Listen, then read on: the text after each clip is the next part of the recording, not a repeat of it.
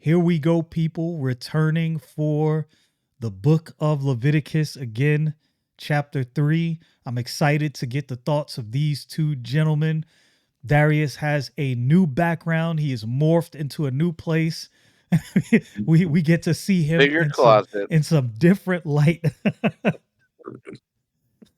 Yeah. So what's going on, fellas? Right. What's the word, Don? Do you have any I guess any opening thoughts? I have a question about Leviticus 3 when you're done with your thought. Okay. I mean, I don't have any real opening thoughts other than, this is the 8th part, and we've mostly been back and forth going back to discussing how to talk about this, how to talk about it, like interpretations and trying to clarify a lot of stuff. I think we either have that settled well enough to where we know we're going to differ a little bit and we'll just issue our thoughts, or we're pretty much in line and ready to move on and go on. I guess there's some lingering questions or thoughts I had. I mean, the main one that I had just a few minutes ago was how Leviticus is starting out. We've got burnt offering, meat offering, and peace offering, and then the sin offerings after that, right? Sin offering, trespass offering. And my thought is it's just like, well, why isn't it starting out with the sin offering? Why is it not doing that? Not that I have an answer, just a question. It's like, why that? Why, and go from there. But if anybody has a thought, that'd be interesting. So What do you mean? I'm sorry. Go I ahead, was gonna Khalid. say, what was the order Like, again? The order of the offerings, was the burnt offering, meat offering, and peace offering, which we were looking at. and then the sin Have offering. already, and then after that, it's the sin offering. So it doesn't even talk about sin in the first, few chapters with these offerings. So, however, it's maybe interpreted in any other particular sense. Since sin is not mentioned, why is that? Why is it not starting out with the sin offering? Since, I mean, we would kind of, if you're giving somebody the gospel, you're mostly trying to show them, Christ died for their sins. Right. That's kind of the main thing. Or maybe that's not how you're exactly supposed to start out. Maybe it's not supposed to be thought of in that way. Leviticus, um, like we said before, you can go back into Exodus and get the Passover or something like that. So it was just something that kind of occurred to me. It's like the thought is there, even even if it is, not. I don't know how to say it that way. Just why isn't it something we would recognize first? Most people would run to is like the sin offering. In fact, I think a lot of people would interpret in that these are all offerings for sin, you know, without it actually being true, you know. Um, and just I'm just saying the average person coming to is thinking of sacrifices dealing with sins.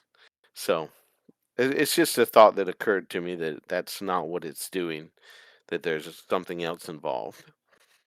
Yeah, and I think that would go more to kind of prove Darius's point that when looking at this, the best way to approach it is just read it for what it says, and maybe later on you might see something that shows you something deeper, but read it for what it says. One of the questions I had, and I didn't fully look through and check, because this is actually something that I thought today after reading, and then something else I heard.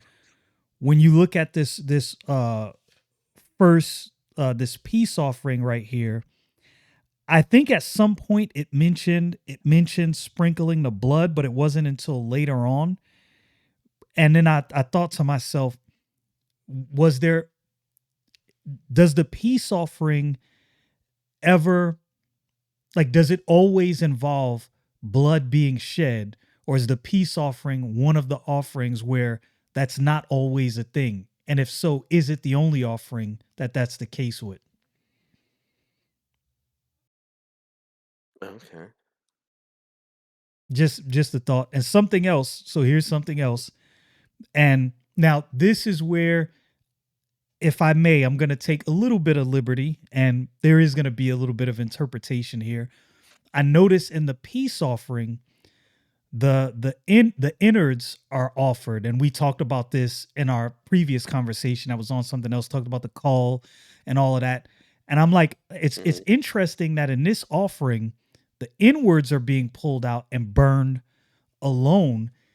Is that somehow signifying a person giving themselves inwardly to God? Just a random thought that may be completely disconnected, but that was something as that I thought as I read that and I was listening to something else.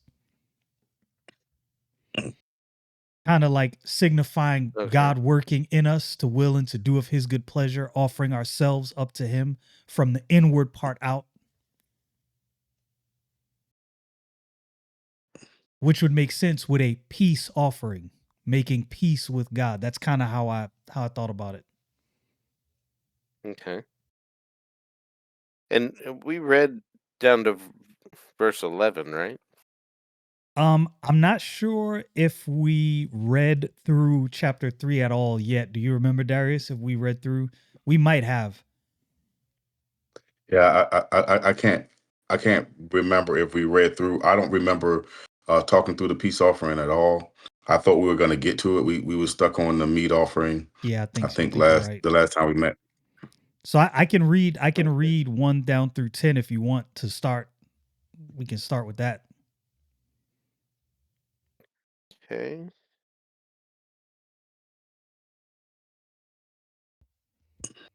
Go ahead and read through 11. All right, I'll do that. Leviticus chapter 3, verse 1. And if his oblation be a sacrifice of peace offering, if he offer it of the herd, whether it be male or female, he shall offer it without blemish before the Lord. And he shall lay his hand upon the head of his offering and kill it at the door of the tabernacle of the congregation. And Aaron's sons, the priests, shall sprinkle the blood upon the altar round about. And he shall offer of the sacrifice of peace offering an offering made by fire unto the Lord, the fat that covereth the inwards, and all the fat that is upon the inwards, and the 2 kidneys, and the fat that is on them, which is by the flanks, and the caul above the liver, with the kidneys, it shall he take away. And Aaron's sons shall burn it on the altar upon the burnt sacrifice, which is upon the wood that is on the fire. It is an offering made by fire of sweet savor unto the Lord. And if his offering for a sacrifice, and if his offering for a sacrifice of peace offering unto the Lord be of the flock, male or female, he shall offer it without blemish. If he offer a lamb for his offering, then shall he offer it before the Lord. And he shall lay his hand upon the head of his offering and kill it before the tabernacle of the congregation. And Aaron's sons shall sprinkle the blood thereof round about the altar, or round about upon the altar, and shall offer of the sacrifice of the peace offering an offering made by fire unto the Lord, the fat thereof, and the whole rump. It shall he take off hard by the backbone, and the fat that covereth the inwards, and all the fat that is upon the inwards, and the 2 kidneys, and the fat that is upon them, which is by the flanks, and the caul above the liver, with the kidneys, it shall he take away, and the priest shall burn it upon the altar, if it is the food of the offering made by fire unto the Lord. My bad. When I was talking about blood, it just dawned on me. I wasn't talking about the peace offering. It was the meat offerings is what Meat I was talking offering. about. Yeah. Okay. So yeah. Any Mhm. any You gonna fin? thoughts? Initial thoughts? I don't think we didn't finish it yet, did we? We finished Well, that at the was through 11. 11. Yeah, Yeah. I can finish reading if you want. I'll read all the way through. Let me read all the way through. I'll go back to Go verse ahead and do 12. that. And if his offering be a goat, then he shall offer it before the Lord, and he shall lay his hand upon the head of it and kill it before the tabernacle of the congregation, and the sons of Aaron shall sprinkle the blood there upon the altar round about. And he shall offer thereof his offering, even an offering made by fire unto the Lord, the fat that covereth the inwards, and all the fat that is upon the inwards, and the two kidneys, and the fat that is upon them, which is by the flanks, and the caul above the liver, with the kidneys, it shall he take away, and the priest shall burn them upon the altar. It is the food of the offering made by fire, a sweet savor. All the fat is the Lord's. It shall be a perpetual statute for for your generations Statuette. throughout all your dwellings, that ye eat neither fat nor blood. I had to throw that in there since I was Yeah, corrected by the eloquence. well, I'm glad it wasn't a statuette. It sounds like it was a small statue instead of a big statue. Statuette. You know? It's hilarious. Oh, man. I noticed a common theme, and I think we brought this up before, that the priests were the ones that actually approached the altar and sprinkled the blood. It was never the person that did the sacrifice, which Yeah. kind of Hmm. takes me back to the book of Hebrews and makes sense where it says we shall boldly approach the throne of grace. Anyway, that's just a side note. Yeah. Yeah. And we see that that's what Christ does with his own blood is he takes it to the altar. Yeah. And Hmm. but in the same note, we are priests, right? And uh um I know we started off by, saying again, Don was asking the questions about or making statements about, why does it start off with sin? And I think the title of the book should help us. It's Leviticus. This book is about the Levitical priesthood, Khalif. I mean, in the sense, I mean, it's about what, you know, how they are supposed to handle these sacrifices, what people supposed to do when they come. What is the order of the ceremonial aspect of this religion. You know what I'm saying? And so, you know, I think we find sin painted all through this. I mean, to be totally honest, if it ain't on the first two offerings, we definitely start to see it after chapter 3. It's gonna be 4, 5, 6, 7, all the way. I mean, just we're gonna see it all. I mean, in several more places. I just think that the book opens up first with what are the rituals? What are the things that need to be done? And I don't know that it needs to start off with sin, but I do know that and another point I would make is when I think of peace offering, I don't see it as I guess when I read it, I don't see it as like them trying to make peace with God. Is almost like a Thanksgiving offering where they Mm, thanking God for the peace in their life, right? good point. So it's not like I'm trying to assuage God to bless me. It's that he's done blessed me, and I recognize that. I Mm, recognize the things he has done in my life, and so okay. now I'm making a sacrifice of it could be both though, right? I mean, it don't have to necessarily be mine or be what I'm saying or what you saying. It could be amalgamation of both. But I do think that some of these offerings in the beginning are not mandatory, and they seem to be in a place of thanksgiving, but Which would go back to the statement made in chapter 1 about that the voluntary nature of bringing this. So that actually makes sense. Makes sense. I could follow that yeah. thought. Yeah, and another big part of this offering, I mean, it's the first time we see that the offering doesn't have to be a male, right? It could be a male or female, and without blemish. And I'm not certain what that exactly says, but again, I find it amazing that you know when you think about Second Peter, I know it's First Peter. Is it First Peter where he said that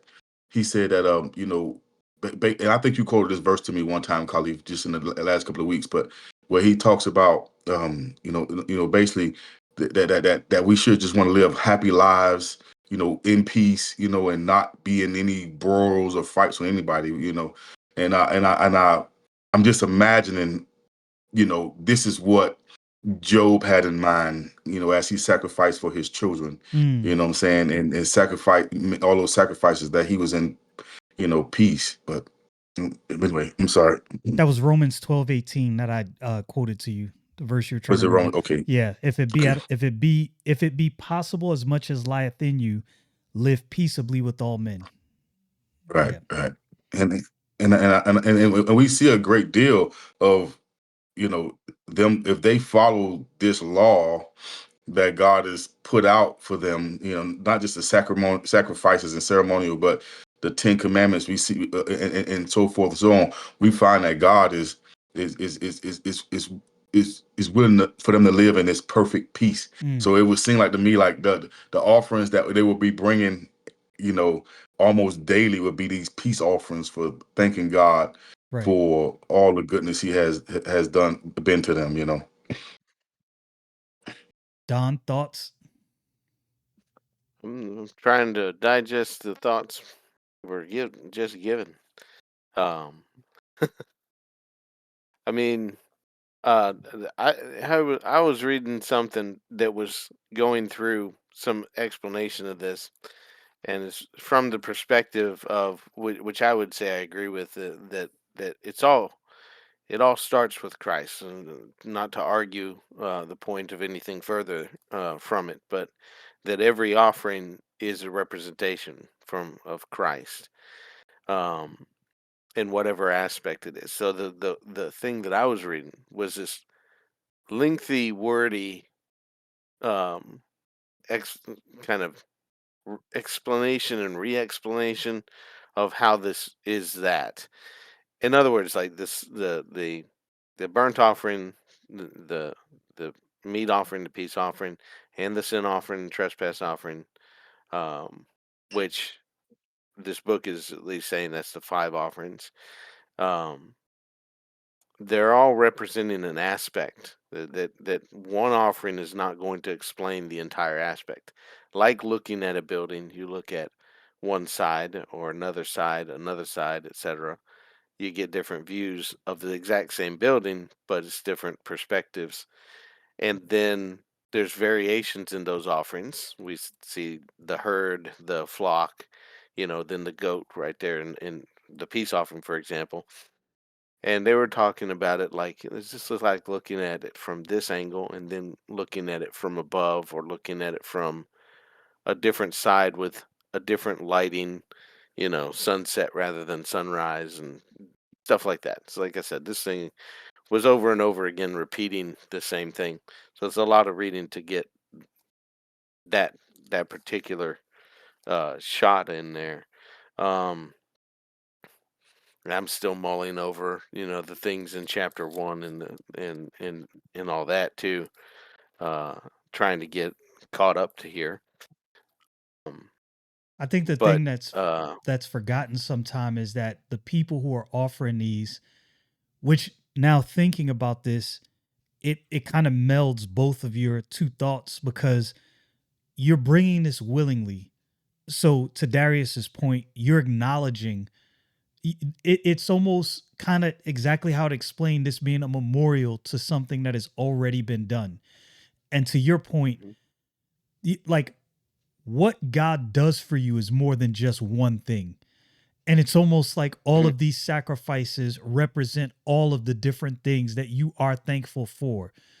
The peace offering and the sin offering, all of these Right. offerings coming together to represent different things that have already been done. So to Darius's point, I'm not bringing this to try to make peace. I'm bringing this recognizing God has already made peace with me, and this is a recognition of that peace. Yeah, and even from what I'm talking about, it comes to that later. It comes to the people later. As we've already talked about, us offering ourselves to God as a living sacrifice is because of what Christ did for us. That it starts out with what Christ did for us. It's not contradictory to any of that. Um and of course, the idea of the four gospels comes into the same thing. You're looking at different aspects and stuff like that. It was interesting in this reading. It said they were just comparing Luke and John, and said it's interesting how Luke goes through the birth and the baptism and all these different little things that show Christ was the son of Adam, and then John just says he's the son of God, and it doesn't even tell us that he got baptized at that particular place. And we know that Jesus was, of course, but in John you don't see his baptism like you do in Matthew, Mark, and Luke. So I thought that was interesting. Like, "Oh, okay, I haven't thought about it quite like he pointed it out. Yes, I know there's different viewpoints being given and stuff, um, but yeah, that's just part of it. Is the book uh and this gentleman, and what I would say is there is some different aspect of the the work of Christ in his offering. Um, uh, and to your point with the voluntary will, he says, where we came from this to get to this book, from the book of Hebrews, he says, "I delight to do Thy will. A body hast Thou prepared me," Mm, and uh, and to give their to give the credit to the right person. I didn't think of this, but the book not starting out with a sin offering, but talking about the whole burnt offering, um, is is it's it's the offering. I don't know how to word it the same. I can't quote the wording, but it's more the offering of the perfect Christ. It's Christ offering, not looking at the idea of offering for sin yet, but offering himself to God perfect. He's sinless. He's, of course, every one of these are supposed to be blemish, without blemish, without spot, and all right. that. But more than that, it's the idea was that it's not about it being. We're not looking at the sin aspect of these offerings in the first three chapters. We're looking at Christ in his purity, holiness, and you know his perfection and all that. Um, how accurate we think that is another question, of course. And I can see, I think what he's saying there. Um, and I did skip ahead to see some stuff in the peace offering. That was interest. There was some great quotes that I could give you, but I don't want to give it here because I want to give a accurate quote. But and I'm not. I want to dig through it first. The first several chapters before I present that. The only thing I think, anyway, what it was pointing out, and that I will say is that the peace offering includes the priests, eating it, which I don't think was mentioned in chapter 2 with the meat offering. I may be wrong if y'all can They, remember. they do get some of the meat offerings, but depending on which one it was. So it Mhm. was some where they receive part of it. I mean, the meat offering really is the gift offering. Really is one where, first we see the burnt offering where everything is burnt, everything, the whole, you know, basically, and then you get to the meat offering. The Basically the priest and the offerer, there is some, and depending on which one it is, either the offerer is offering a certain amount and then the rest goes to the priest, or the priest is responsible for offering a certain amount and then Right. he receives the rest. And then I think it's one where they burn the entirety of the offering. I think it was Sure, but interest. I mean, does it say they partake of it? Because that's the one thing in the peace offering. They are to eat of it right before the next day. Right. So I think I think Edishine would, you know, his point would have been that that fine flour that wasn't used in, if they brought cakes and they burnt the whole thing, right? But if they brought the fine flour, that means, and the priest gets it, he can use it for whatever he wants. It doesn't tell us how much time he had to use it. I do know several of the offerings will say that there is a time frame. I think again the peace offering is one of those ones where there's a time frame. But I think there are some other offerings too, some heave and wave offerings, so to speak, and they also have some timelines in which they have to be eaten. Um, but I don't know that it was one given for the meat offering. Yeah, I would Okay. imagine maybe the oblation in verse 12 of chapter 2, maybe that went to the priest because it says, as for the oblation of the fruits, ye shall offer them unto the Lord, but they shall not be burnt on the altar uh, for a sweet savor. Sweet savor. So I'm not gonna try to say something the Bible doesn't say, but it almost gives the impression that this was offered, but more offered to the priest versus burnt on the altar. And maybe that's where Edersheim thoughts kind of come from. And I didn't say offered to the priest. It's just the thought was that the priest eats the peace offering. I see what you're saying I'm trying to find that in exactly. general. And the thought was the the priest is partaking in this, has a satisfaction in the offering. I think the idea went to like the burnt offering was completely burnt. It was wholly satisfying to God was the idea. I didn't quite catch the meat part of it, and then the peace offering um had to do with the satisfaction with the priest Now, if you look at verse, Uh, or partaking of it from partaking. Verse 9, 10, and the priest shall take from the meat offering a memorial thereof, and shall burn it upon the altar. It is an offering made by fire of a sweet savor unto the Lord. And that which is left of the meat offering shall be Aaron's and his sons. It is a Most thing. holy. It is a thing there you most go. holy of the offerings of the Lord made by fire. When we talked at length about this, Yeah. I think I made a point there. Like this was such a blessing right here to see that the person that brought this offering willingly was really not only giving it to, this offering to God, but he also was sharing it with God's ministers, so to speak. And I thought that was awesome. And again, and I think God makes this point by saying it is a most holy of the offerings of the Lord made by fire. You know, Hmm.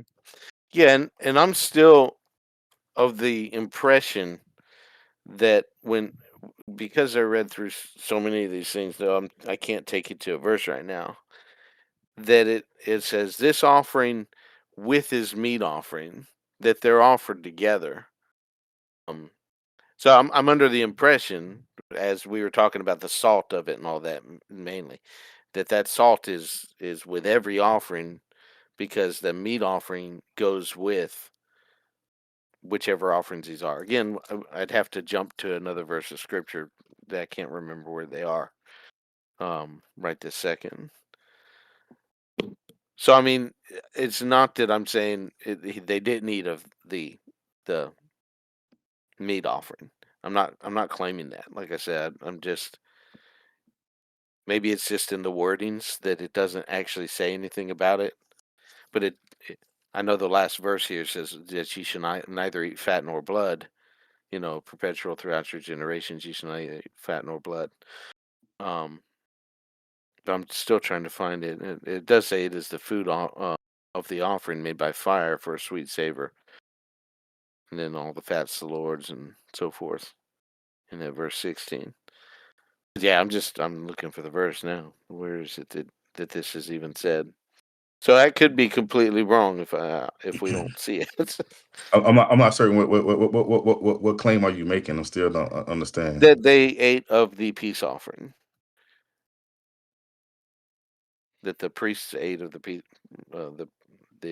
peace offering. I think maybe, and this is just a maybe, looking at verse 12 of chapter 2, as for the oblation of the first fruits, ye shall offer them unto the Lord, but they shall not be burnt on the altar for a sweet savor. So I think if you mix that with what you see in verse 1 of chapter 3, and if the oblation of sacrifice of peace offering, or it, and if his oblation be a sacrifice of peace offering, which would kind of make it fall into the category of what was mentioned in verse 12 in my mind, just thinking through this. So maybe that kind of gives the implication that some of it was left over, or all of it, however much for the priest. Just a thought. And I also Mm. noticed that just just like we saw in the other sacrifices, nobody's left out. You have different levels of sacrifices depending on what a person would have access to, whether it be, big or small cattle or of the flock. Yeah. I also want to say something. Just still focusing on peace. Peace generally to me means that we friends, right? Like we getting along, like we got the same mindset, we going in the same direction. When I think of this peace offering, it's almost like saying we on one accord.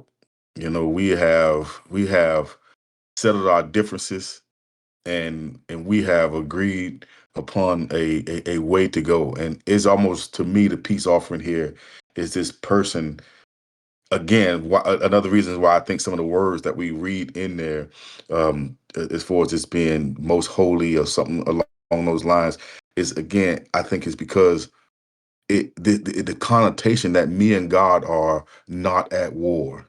We are at peace. We are friends. We are sharing resources. We are communicating with each other in friendly terms. And man, Mhm. what a blessing to be at peace with God. And I do think that at the end of the day, Christ is how that peace is made, right, between us and God. And if there was a way to bring Christ into that, into that thought, I would think it like that. Again, I'm not so reaching for Christ in every element of the sacrifice. I'm not saying that he's not there, but if I was reaching on that one, to me that would be where I would reach. Yeah, your definition was pretty much the exact definition of peace because I actually wrote it down. It's in a general sense a state of quiet or tranquility, freedom from disturbance or agitation. So Yeah, perfect unison.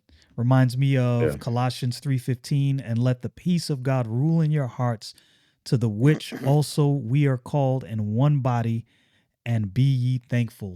Pretty much verbatim what you said. yeah. No, that's the way I have when I read.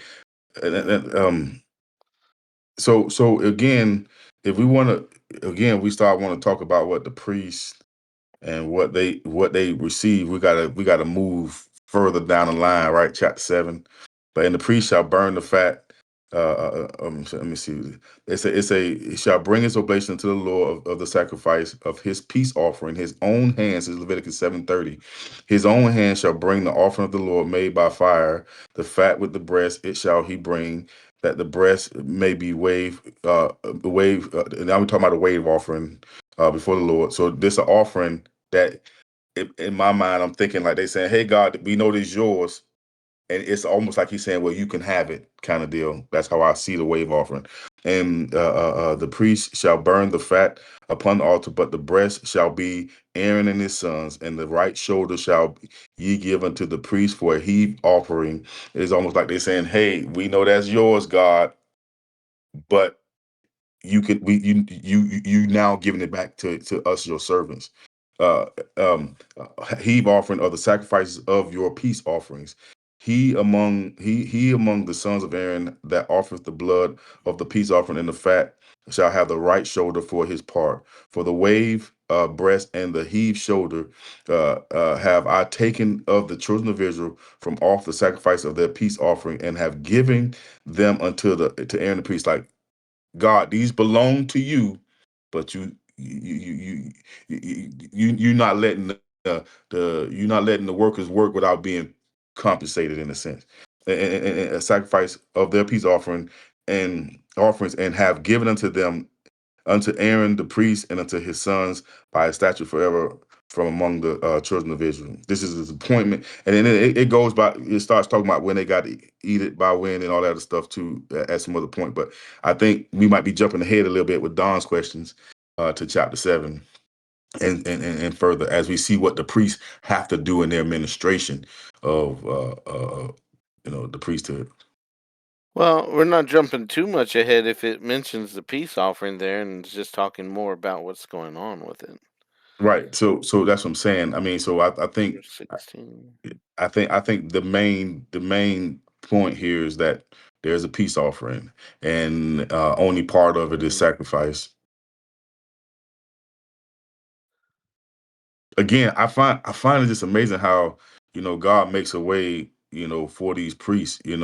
I mean, when we talk about tithing, like today, we talk about tithing like this tenth, and you got to give a tenth of what you make to the church and things like that. And I think they way misunderstand what the real idea of it is. The temple had to be taken care of. It had to be, I mean, there was a lot of stuff happening in a day to day, and those things had to be replenished. It had to be taken care of, had to be reworked, had to be, and it took the wealth of the children of Israel to make sure those things, got maintained. Today, that tenth looks a lot bigger than the tenth that they were given back in the day. You know what I'm saying? But yeah, Were you just quoting from chapter 7 of Leviticus? yeah, Yeah, Okay. 7:30. What He's verses again? he started at seven 7:30. Verse thirty, 30? 7:30 to 35, I think. Yeah. Okay. You didn't quote in the teens anywhere? No, I didn't. Let me pull you back to that. Let's look at this real quick. Because it mentions the peace offering. So I figure I quote this, and since it's so in line with what you're saying, we'll go verse 15 and 16. And the flesh of the sacrifice of his peace offerings for thanksgiving shall be eaten the same day that it is offered. It shall not he shall not leave any of it until the morning. But if the sacrifice of his offering be a voluntary offering, it shall be eaten the same day he offereth the sacrifice on the morrow. Also the remainder of it shall be eaten. So anyway, verse 15 was the most apropos thing. Peace offering for Thanksgiving, as you said, uh, shall be eaten the same day.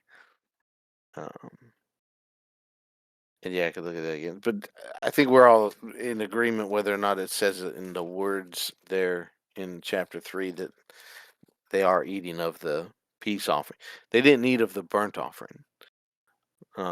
And I'm again under the impression that the meat offering goes with whatever other offerings. Again, I'll try to look that up It's and in it's pull up the verses. if you look right above in chapter 7, verse 10 and 11, it talks about the Chapter meat 7. offering. But it says that like with the other offerings. Well, Verse 10 and 11. And well, every meat offering mingled. Sorry, and every meat offering mingled with oil and dry shall all the sons of Aaron have, one as much as another, and this is the law of the sacrifice of peace offerings which he shall offer unto the Lord. So, meat offering.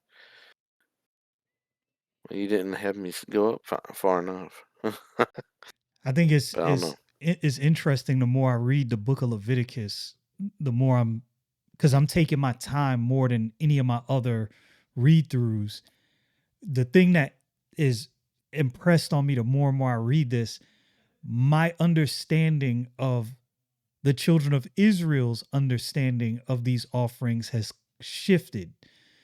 because the understanding that I always had of their understanding was coming from the perspective of the Pharisees and the Sadducees and the scribes and the high priests.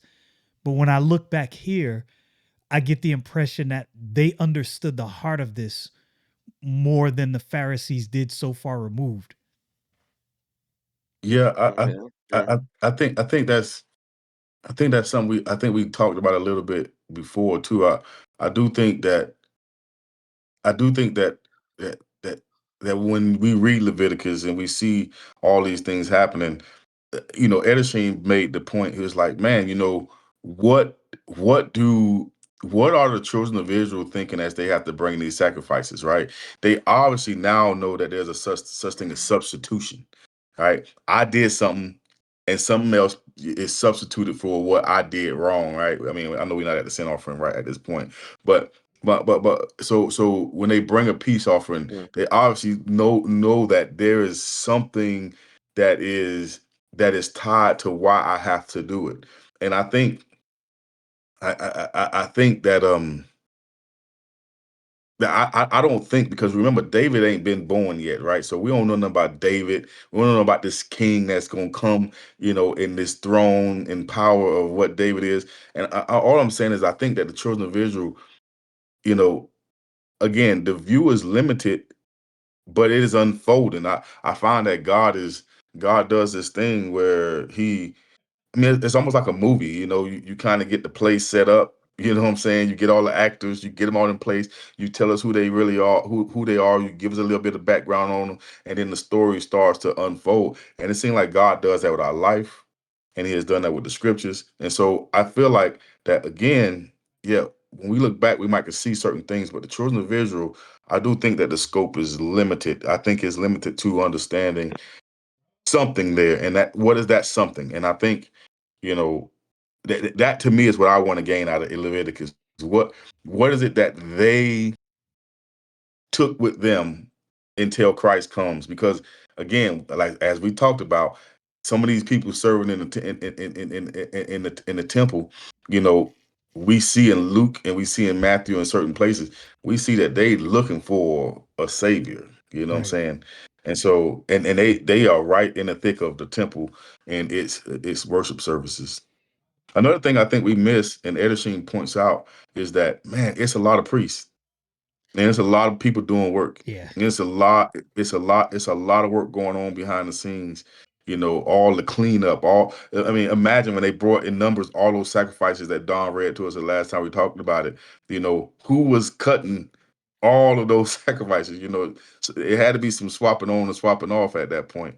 And then, Edersheim also points out that the priests worked in rotations.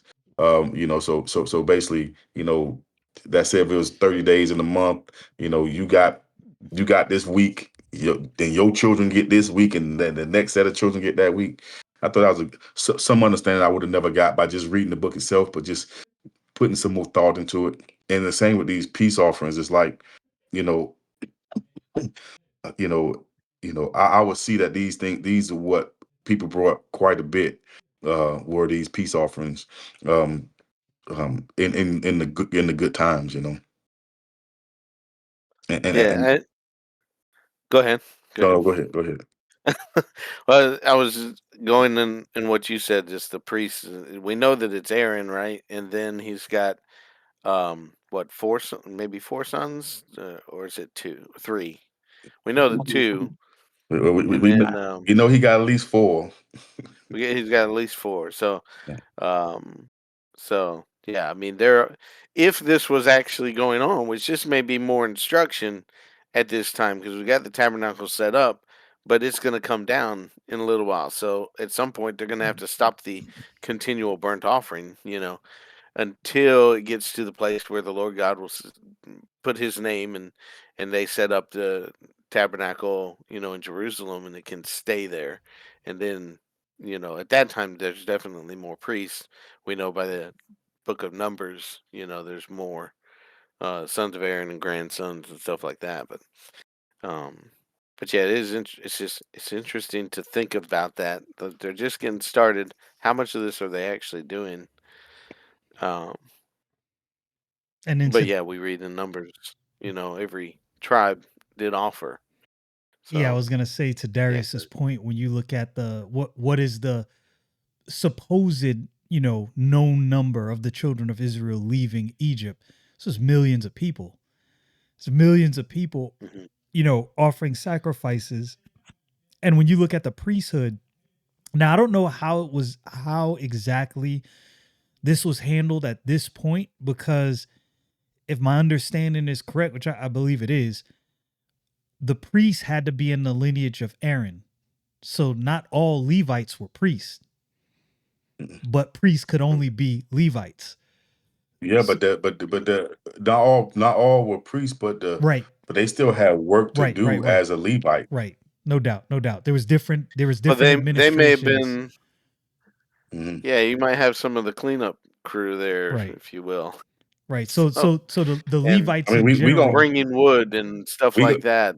we gonna learn more. I mean, you end up learning a lot about them, right? Because of numbers. Numbers, we see what Kohath, Yeah, not Kohath. Was it Kohath and who were the two the complaining? Korah.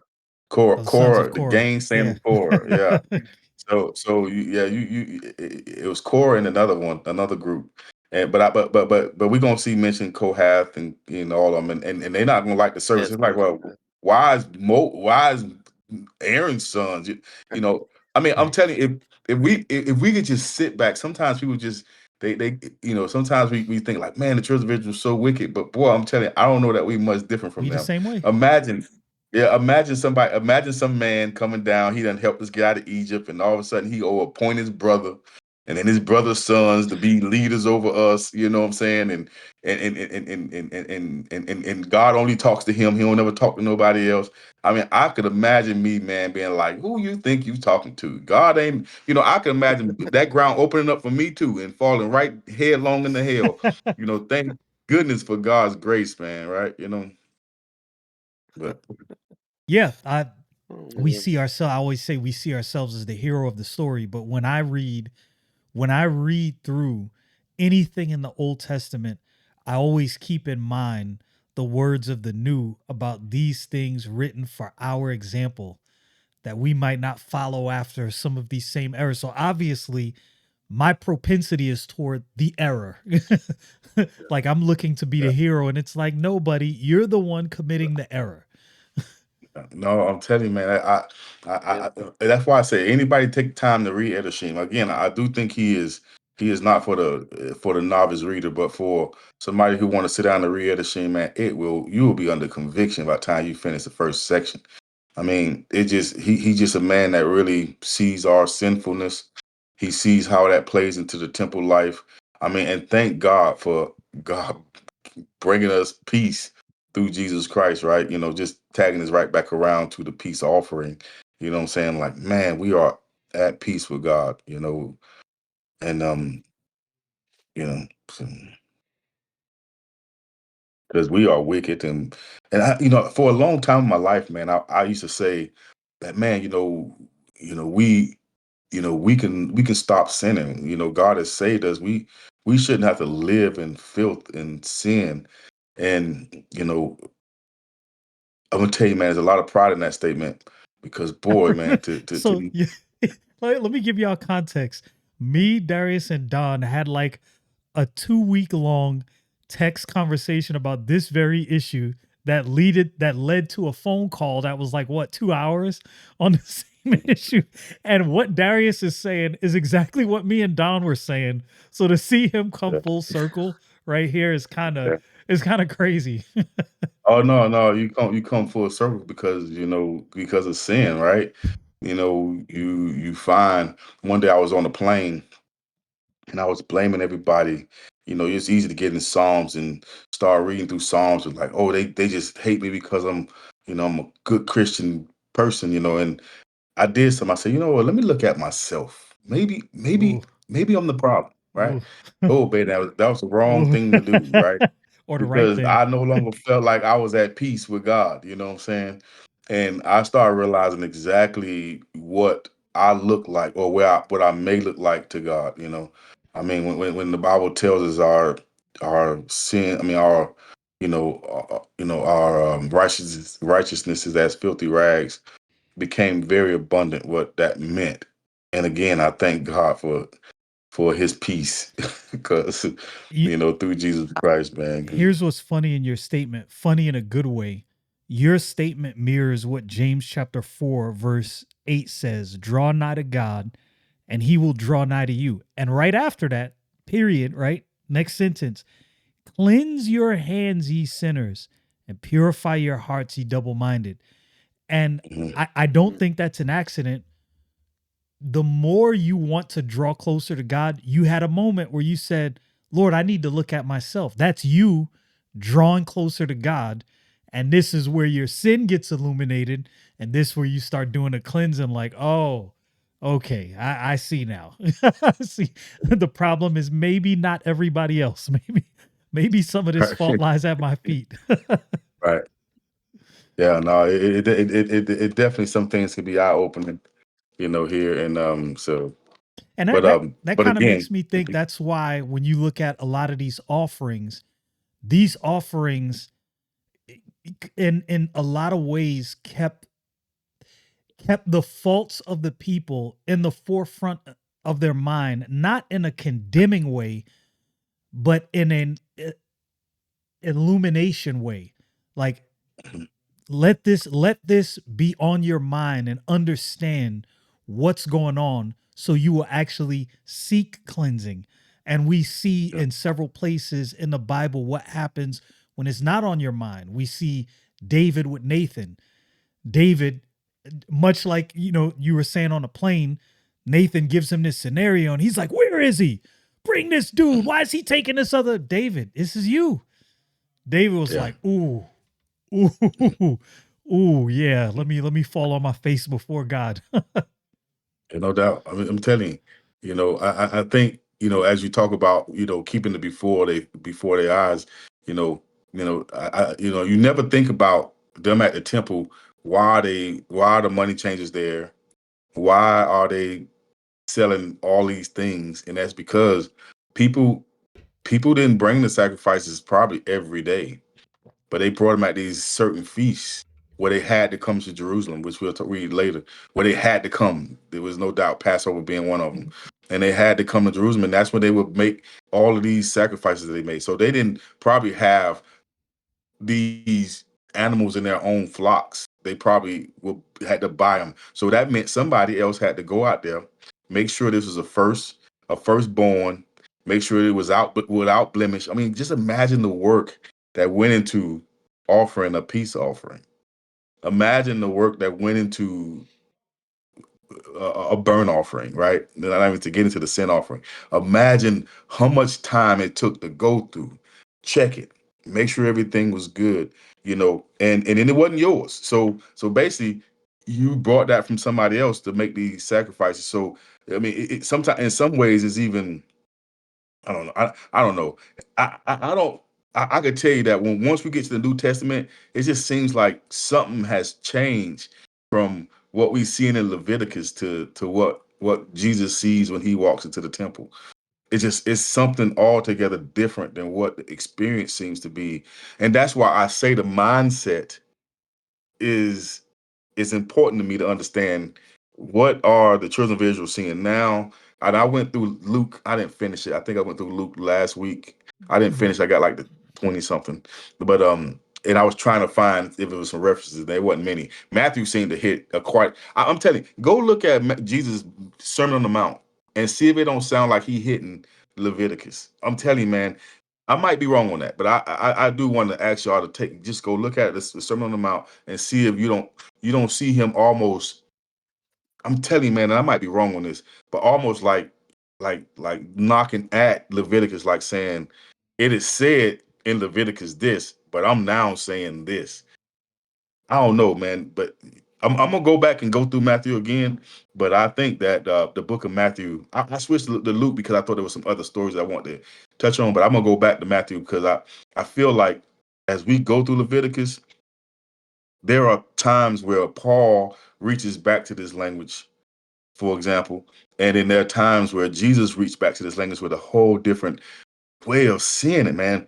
But and I don't know. I'm trying to see what value it brings as I read through Leviticus, to be honest with you. So that's why I did it. Um, But anyway, I I'll probably have if we can stay consistent on Leviticus. I know we jumping around from topic to topic. So one week we're doing. I just lose a lot of the context of what I studied if we don't talk about it. Because I don't take notes that well, and I'm trying to use this thing called Obsidian, but I still don't know how to use it that well yet. But no, but um but I yeah. I understand because I'm studying through several different things. I'm going through the book of Jude right now. So I'm going through Jude while going through Mm. Leviticus as well, which I don't mind. I like going through a bunch of different things at the same time, just kind of how my brain is wired. But to your Yeah. point about Matthew, the Sermon on the Mount, and Leviticus, that thought, what you just said about what the Lord Jesus Christ was saying about different things, ye hath heard that it hath been said, but I say unto you, and I was talking to Brooklyn about this recently. I said, it is almost like the Lord Jesus Christ is pretty much telling them, you've heard about what you think is in there, but let me tell you what's actually there because you actually never went back and read it to see what was going on. So it's almost like he's giving us the bird's eye view of what the people at the time this is being written are actually thinking about, which is what led me to that thought that they had a faith-based understanding of the offerings and the sacrifices and the meat offerings. And the when you get to the New Testament, they have a letter of the law view of these sacrifices and offerings, not mixed with faith at all, which kind of reminds me of what's said in the book of Hebrews. Yeah, because because just think about it. I mean, we talking about a peace offering, and depending on what your thoughts are on that, it's like the person is the offerer is sitting at their house one day, and they say, you know what, man, I'm so glad to be at peace with God. Matter of fact, I think the offering is. I'm not sure I think that they offer a peace offering. If in numbers when they bring all of those offerings, I believe they offer a peace offering in that, and so it's like it just to me that right there shows that there's a connection between them and God, and it's not just some ritual we doing because I have to do it, right? And I think that's the point that you're saying, Khalif, and I agree with you. But when we get to the New Testament, it's almost like I got to make sure I got enough quarters, nickels, and dimes to go down there to and I got to pay these people. We got to change the way the money is because we can't have foreign money in the temple. Blah blah blah. We got to do all these things, and the rich the ritual it becomes more ritualistic than it is, I can't remember how Edison said it. One of y'all might remember, but he was like, if it's a ritual, and he did ritual ceremony, and he did, but if it's a symbol, then it makes it. If it's a symbol of something else, and it makes it so much, so much bigger than just this moment, you know. But as it pertains to again the peace offering, I just find another word that we talked about. I thought I wanted to bring some clarity to it, but I can't since I don't take notes well. I can't remember exactly where I was going with it, but the oblation. And if you look at if you and again, I don't read Greek, I don't read Hebrew, so don't that's not where I'm at. But a lot of times when it mentions like peace offering, like that's one word in the Hebrew, right? It's not like multiple words. Sometimes you'll see meat offering and it be separated. And then when and that meat and then that offering that's separated, for example, would be a meat oblation, right? That'd be the same word translated, but again, I'm not trying to get in Greek and Hebrew. The point I'm trying to make here is oblation. It seems to carry the connotation like to bring near, like something that you bring close to the altar to bring, almost like again, oblation seems to me again to reference a friendship, something that I'm Mm, I'm bringing and giving to you, you know, it's not just an offering, but I think Don said this in one of our conversations. But I think he mentioned an offering to God, so to speak, or mm.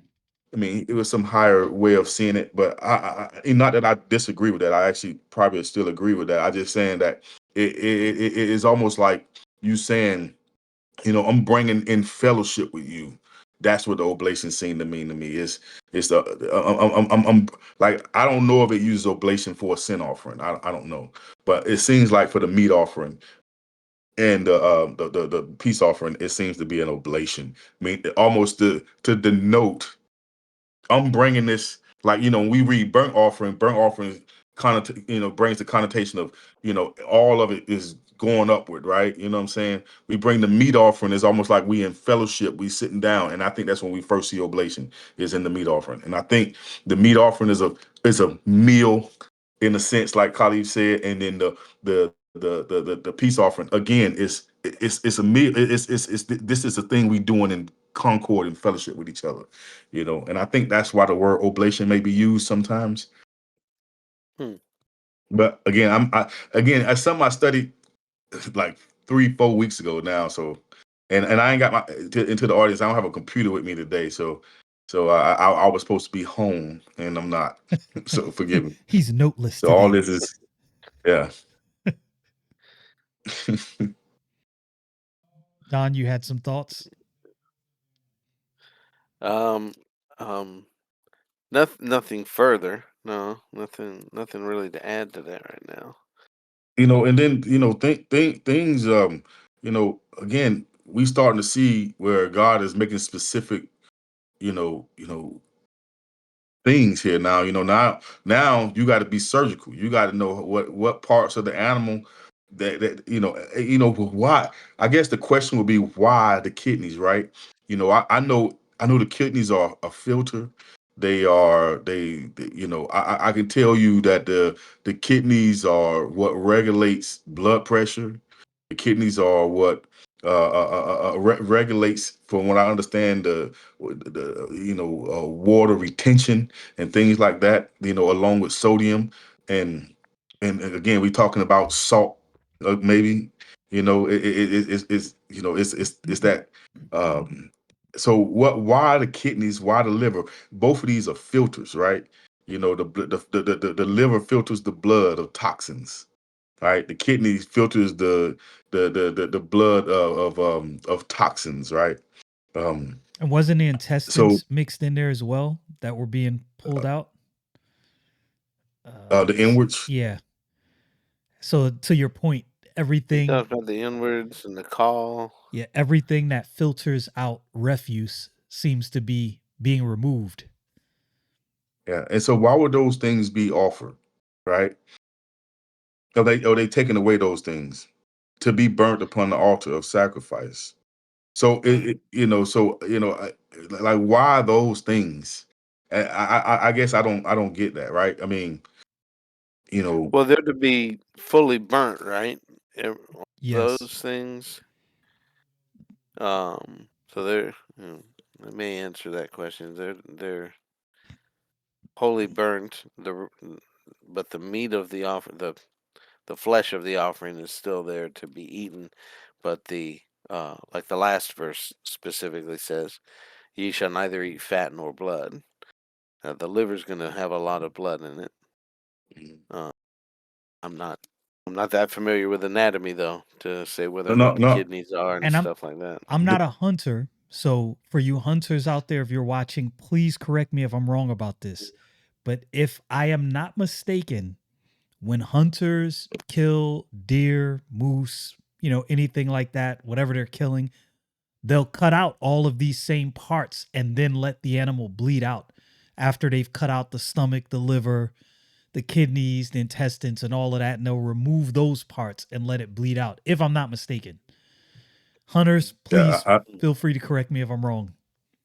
I don't know, but I don't know that they get rid of them, right? I mean, people eat liver. I know No, I have. right. They don't, Yeah. not that they But they get rid of bleed them. it that way. Right. They get Hmm. rid of all of these things before they bleed it out. And for the life of me, I work with a lot of hunters and they've explained this to me so many times. And if any of them are watching this, they're going to be so ashamed that I didn't remember any of this. But I remember it being explained to me why certain things are removed, because you don't want these things to seep into the meat. I guess if you don't remove them pretty quickly, you'll have some spoiled meat.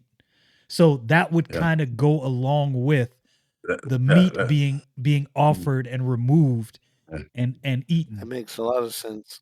Yeah. And another point here is that the priests are eating meat. You know, so all those people who say that God has intended for us to eat Look, I only wasn't gonna bring fruits that and up. vegetables, I was gonna you know leave that that alone.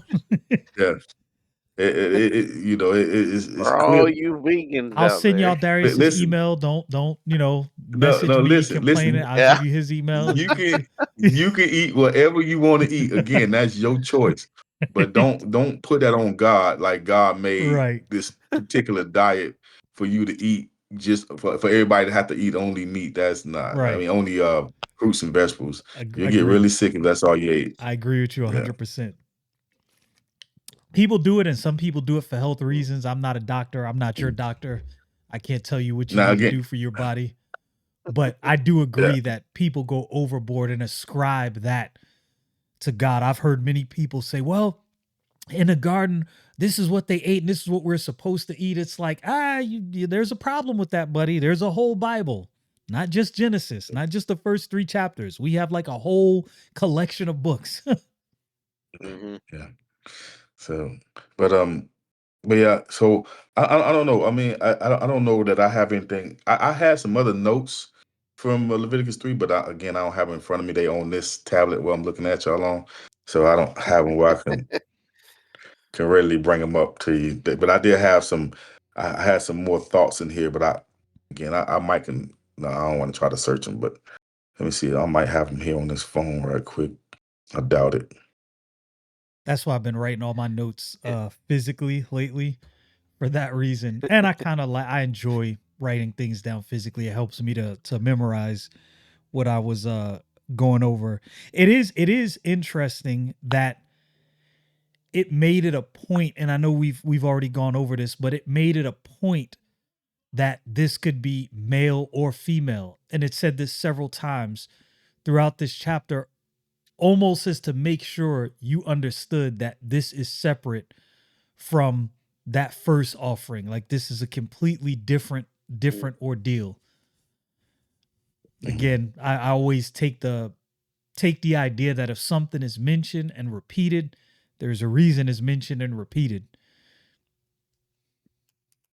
Yeah, no doubt. And that would actually Another. I'm sorry. no, I'm no, go sorry. Go ahead, go ahead, ahead. Khalid. It was a random thought, didn't matter.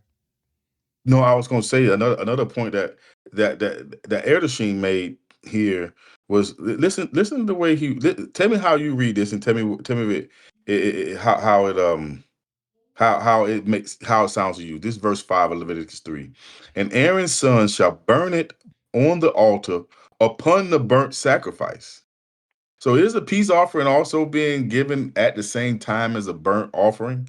Or is they just calling the altar of sacrifice a burnt sacrifice? I mean, you see what I'm saying? But it seems like the peace offering is never by itself. It would seem like the peace offering comes with a burnt offering or a meal offering. I think we kind of talked about it, but those words right there kind of indicate to me that there are multiple offerings happening at this one time. So the peace offering isn't by itself. So That's but kind of but what but I, that's kind of what I thought when I read that, like it was being burnt on top of this other offering.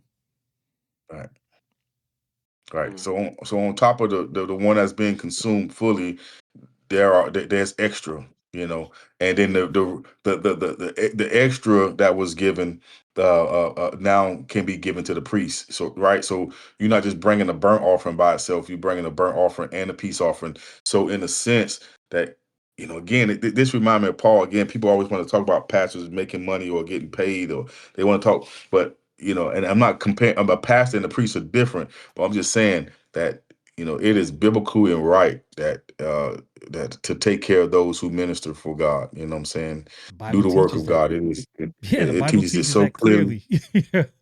and you see it here. But I know that's not the topic right here at this moment. But another thing that caught my eye is God just saying His word, sweet savor. I mean, Hmm.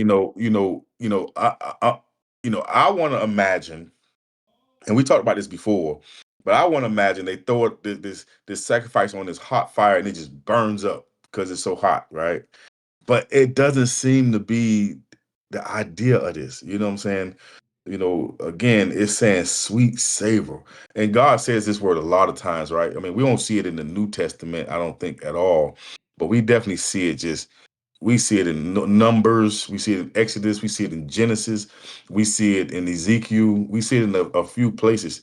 But I'm not as familiar with the book of Ezekiel, and maybe it's Khalif is. I know he done studied through it a few times, but it just the point of it is that again, Ezekiel is a priest, and him using these priest type words, sweet savor, and I just find that that word should have some kind of meaning to us, but I don't know what that meaning should be at this point. Maybe it's about what God sees. Because I thought about that when I saw these verses, because you notice how it's always worded. It's not a sweet savor to you, it's a sweet savor unto the Lord. So remember how you said, well, you burn something for so long, like after a while, this smell ain't too great, but that's to you though, Hmm. right? So maybe it's really not about us. This is a sweet smelling Right. savor unto the Lord. Hmm. I mean, but just think about that, right? So let's keep going on that thread. Sweet smelling savor, savor. You know, it's almost like we use different incense back in the day. That's what mellowed you out. It was like the calm. That's how you calm down. You burn a certain incense, and it's supposed to chill everybody out. You know what I'm saying? And it seems like the connotation may be in that. Like these are appeasing to God. Like Ooh. God really. Right, I don't know why I just said so. Let you run on that rabbit No, for a no, no, no, second. no. I'm not. When you said Yeah, appeasing, yeah, yeah. I like that. Yeah, so almost like man, God is like we good. Like I mean, I know I'm using this vernacular, this No, colloquial colloquial. tongue here. You know what I'm saying? You better speak in tongues in this chat. So You better be able to speak. What e blanks? No, no. So, but my point is so you're saying this would it's be a like picture of a propitiation. it could be a picture of a propitiation. That's a good Bible word. I mean, but in reference to the peace offering, God is already He's already blessed. It's almost like God is saying, like man, you know what? We really good. Man, like like we are really friends. We are really doing this thing together. Like we are like not only it's almost like it's saying I feel appreciated. Not that God needs to be appreciated. You know what I'm saying? But it's almost like God is saying like, you know what? This is why I love them so much. Almost in that sense. You know? But I don't know. To me, I just feel like all the Old Testament show God in such a it can show God in such a wrathful way, depending on how you're looking at certain stories. But it just seems to me in Leviticus, as we get started out in these first three chapters, to me, I'm just seeing God as this loving God that is really just saying these things. They they help our relationship. These things are a blessing to me.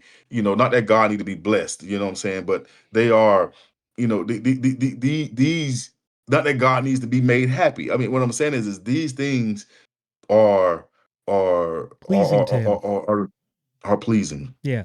Let me make your point. And this goes to a point you made earlier. I'm gonna point something out. So to point this out, I'm in the book of Ezekiel, chapter 18, verse 21. And it's funny you brought this up because it immediately, when you said Ezekiel, it immediately took my mind here. But if the wicked will turn from all his sins that he hath committed and keep all my statutes and do that which is lawful and right, he shall surely live, he shall not die. All his transgressions that he hath committed, they shall not be mentioned unto him in his righteousness that he hath done. he shall live. Now you notice what it didn't say specifically, but what is implied. Do you see anything about sacrifices and offerings in there?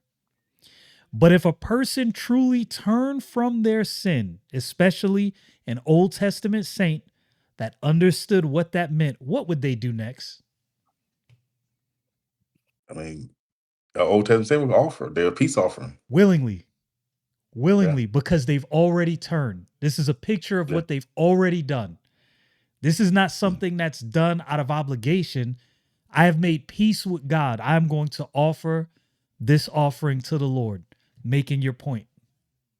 As a matter of fact, as I think, as you bring a sin offering, you must bring a peace offering. You must bring a burnt offering. So it's not even to me. To me, I mean, it's a part of it. The peace. God is. I like what you're saying, Khalif. I mean, let me yield. I'll interject one verse while we're or two verses since it's context. In Ephesians chapter 5, verses 1 and 2. Be ye therefore followers of God as dear children, and walk in love as Christ also hath loved us, and hath given himself for us an offering and a sacrifice to God for a sweet smelling Oh, savor. that's a good one. That's a good one. That's a good one. It is a good one. That's a That was Ephesians what? 5, 1 and Ephesians 2. 5, verse 2 specifically. Yeah, that's a good one. Wow. Yeah, you pulled that one out the archive. I wasn't even thinking about that verse. Man. Yeah, and I said, and I just finished saying that I don't think it's one time it says in the New Testament. So there it That is. that may be the only time. I don't know. I don't have my Strongs out here. You're talking about oblation. I'm thinking, well, I'll look those things up and maybe talk about that next time. Yeah, that's good. And it cannot be a coincidence that that specific verbiage is used here, because if you are if you are someone at this time, because what most people don't realize, and this is why understanding history is not necessary, but man, is it helpful. Because one thing I realized doing some studying is Gentiles at this time in these regions understood more about Jewish sacrifices and ceremonies than most people realize, because there was a large Mhm. Jewish diaspora that were in many different areas of the world. So they would be familiar with a lot of these things. So when he says sweet smelling savor, I don't think that would fall on deaf ears. Like there wouldn't automatically be a connection made to what was said in the book of Leviticus. Because what scripture did they have at this time? They were reading the Old Testament. Paul was making points, using the Old Testament to make his points as he was pinning these things down. Mhm. Mhm. So, hmm, some good stuff there, man. Funny. So I'm looking at my I th- treasury of scripture knowledge to see if that's said anywhere else, that sweet smelling savor in the New Testament. I know savor is used like in Corinthians. It says a savor of life and death unto death, or something like that. Um, and it seems like it's used a couple of times. And I was going to try to look up them in Revelation. It talks about the prayers of the saints and the incense, but that may be a better subject for some later time in this study. Yeah, I'm sure there's probably another place. I'm not fine. Oh, wait a minute. Oh no, that's the book of Genesis. Never mind. Yeah, I'm not sure. Actually, 2 Corinthians chapter 2 verse 15, for we are unto God a sweet savor of Christ and them that are saved and in them that perish. That's interesting. What was that chapter? 2 Corinthians chapter 2 verse 15. 2:15. Mhm. Yeah. Yeah, that's sweet. For and And see that to me that connects these things. Yeah, Let's to see me it here. does too. There's knowledge on it. Because the Ephesians one says Christ offered himself a sweet smelling savor.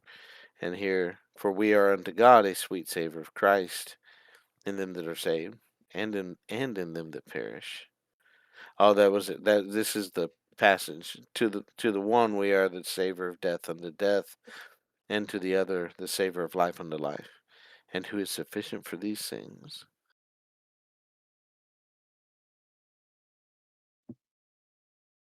Okay, so it's used at least twice. That's interesting.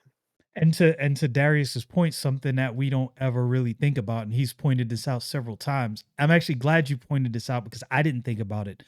Uh was this Hebrews chapter 10, verse 11? And every priest standeth daily ministering and offering oftentimes the same sacrifices which can never take away sins.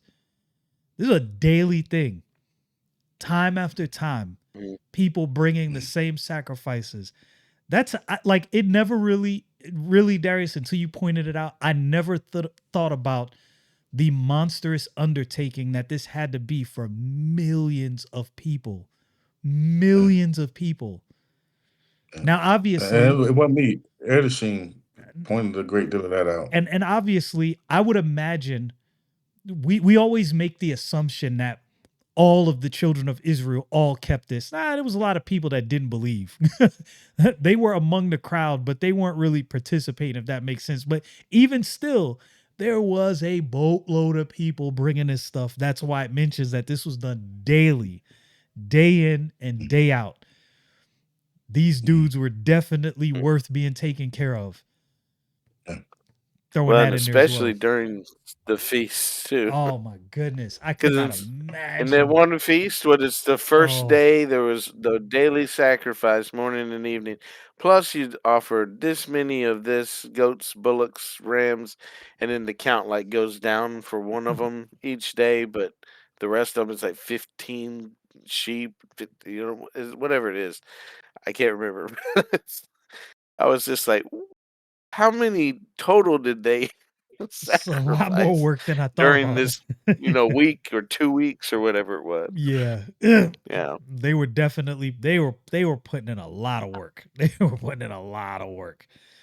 And to think, especially at that time, you might look at these priests and look at these offerings and these sacrifices, and you might think this is just thoughtless mechanical work, but it actually wasn't. If you're a priest doing your job, Mm, you can't just bring any kind of sacrifice to the Lord, right? So somebody brings this sacrifice, to Darius's point, you're checking like, okay, hold up. Let me look this over. Any blemishes, all the limbs intact, everything good. Okay, you can Yeah. offer that. I would imagine there were people that got turned away as well. Like, nah, this ain't a good offering. You gotta have to go Yeah. get something else. This ain't it. Imagine bringing your peace offering and it get turned away. It's almost like a Cain and Abel situation. You know what I'm saying? Because Like, you knew when you brought it that it wasn't good, and you were hoping that you can get it by the priest. yeah, yeah. mm, The priest had a huge job to do, and man, that's crazy. And but there are things that they could not know, right? How would they know it's the firstborn? You know, This is you know true. of so it's some things you have to be honest about, and it just man, it seems so far to me that that it takes a great deal of love from the offerer to bring these to God. Like they have to come with love and in their heart, with repentance in their heart, with it seems like that everything about the sacrifices has to do with the heart, because some things only you know what I'm saying? Right. So it does have a connotation of the heart. Which is missed by many people in the crowds that the Lord Jesus Christ preached to physically, during the earthly ministry, which and it gives you a greater context for what he was saying to some of these people and why he said things a certain way and why they completely missed the point, right? He said something about them being in bondage and they're like, we're Abraham's seed. We were never enslaved, which is crazy because you're under Roman That always makes occupation me while laugh. you're saying this. Like, what are you talking about? Like, like you you have a Only different that it's perception like, of wait a minute, reality. Egypt? Right, right. First Mhm. of That as all, well. Egypt. Assyria. Then go through the book of Judges. Right, What about Babylon? right, right.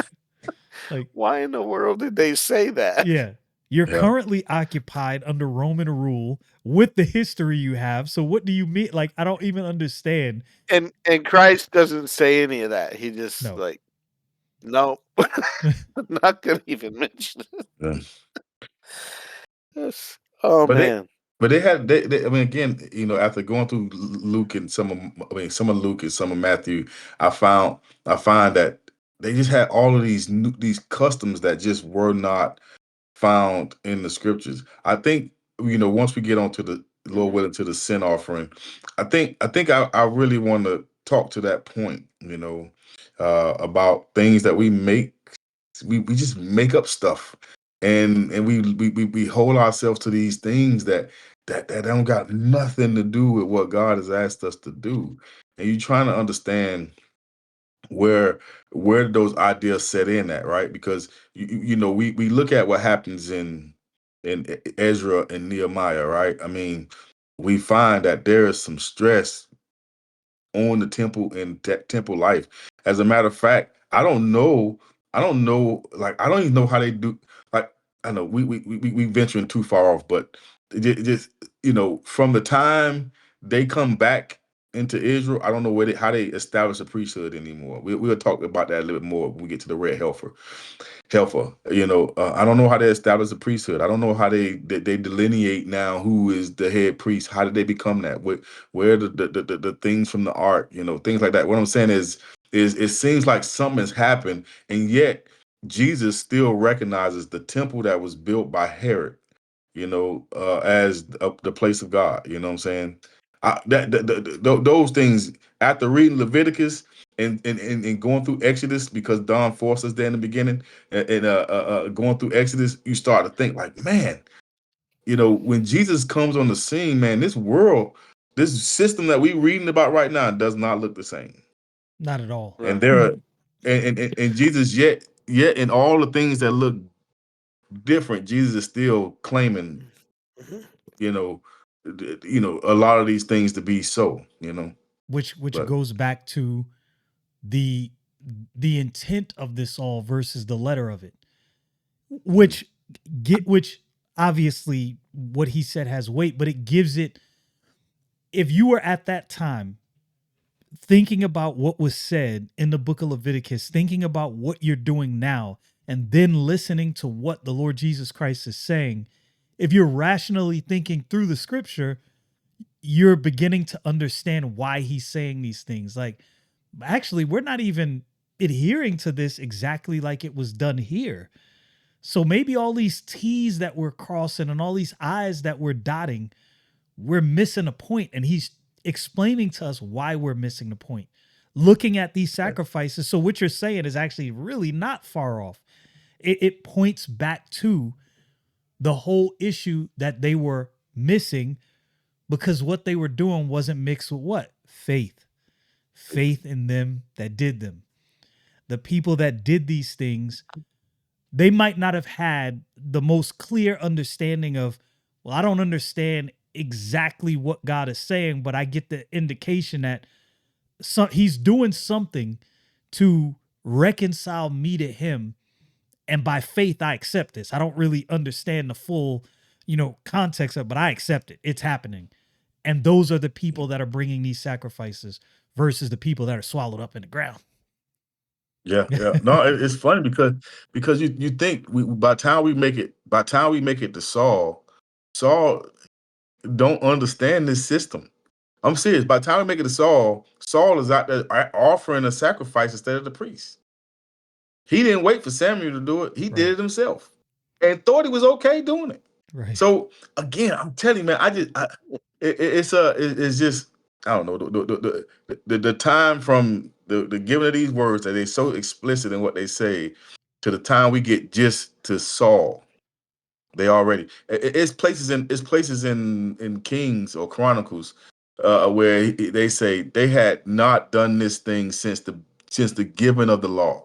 It's Like, wow, crazy. like It's no king Yeah. has ever done these crazy. things, and we done went past David and Solomon and blew past all of them until we get to the last two kings alive ever.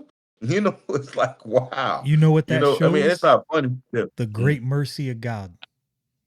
Yes, God's been merciful. He ain't strike He's him been down. merciful. They went through several generations before any judgment Mhm. came. They were given several opportunities to fix and correct these things. And then boy, when that judgment came, ooh, it was like a hammer, but it wasn't out of nowhere. It wasn't out of Right. nowhere. So Yeah. I will wonder if there are any places in the Old Testament where we see them bringing a peace offering outside of numbers. Do we see do we see what does David do? When the ark when the temple when the ark comes back, what does Solomon do when he builds the temple? Right. Right. I mean, I would be curious to go back and take a look at that. I only thought about that just now, but maybe I'm maybe sure there is. I can't remember offhand. There's got to be. If there's not, I would be really surprised. I'd be really, well, not shocked, but surprised. That'd be kind of interesting because I mean, with that said, how many years did they not do the land Sabbath?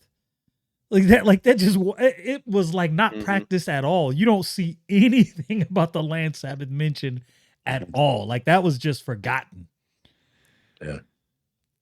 So I wouldn't be Yeah, surprised that's if, that's part of the captivity, right? With Babylon, is he said the land is going to have her Sabbaths, yeah. and it lays desolate for 70 years. I read something. I don't know if Edersheim covers this, but I read something somewhere where it talks about the number of years they were in captivity, and there was a calculation of the number of Sabbath years that they mentioned. Oh, no, And that's what it said. Hmm. It says that explicitly in the Bible. Like, I think it's Daniel. was it I Daniel? think Daniel is the one. I I think think that's where somebody was it's going over either it. is either Daniel or Jeremiah, but I can't remember. But I think it's Daniel. I think it's explicitly saying that the earth they was gonna go into captivity for the 70 years. I think it was 70 years because the land needed the 70 years. It needed all those 70 years to pay back all of the years that they missed. Right. And Yeah. yeah, but I think that was It Daniel. it's probably in Jeremiah, and I want to say Daniel said he read Jeremiah and Hmm. said the same thing. But so it may be in both. In other words, but I do know Daniel's quoting Jeremiah at some point. Okay. And that's probably where I read. I couldn't remember, offhand. My memory is not a steel trap. Then these study books will figure out, how many they missed somehow, you know, Yeah, that by always. calculating it back. Yeah, These are how many years it's been. With 70, you'd have seven. It's every seventh year, right? yeah. Every So seventh year, the land rests. 70, and then you've got 6 years times 70 is the total number of years. So I think it's Um, Jeremiah 30 and 31. okay. Let me go there. I thought there was also a Daniel. Jeremiah 30. You said Jeremiah 30 and 31? Yeah. Okay. The word of the Lord came to me saying, speak to the children of Israel. Words I have And spoken. then it is in Daniel as well. Daniel 9. Let's jump to Daniel 9. Yeah, I was trying to look in Jeremiah to see where exactly he mentioned this. Seek the outcasts, engage. At the same time, Israel people, save the Lord, grace, wilderness. Mm.